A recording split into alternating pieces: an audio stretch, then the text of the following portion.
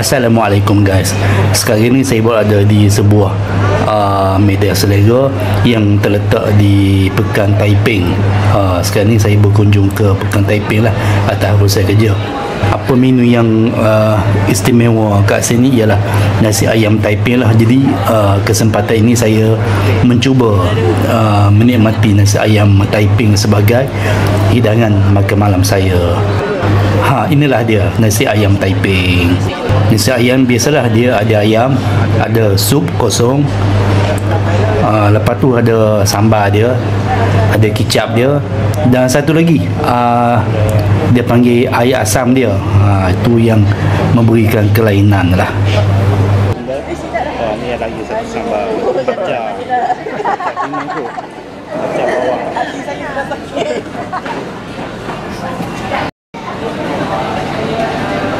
Nasi ayam Taiping.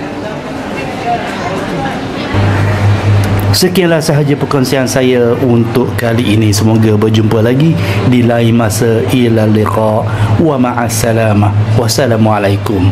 Makan dulu. Bye bye.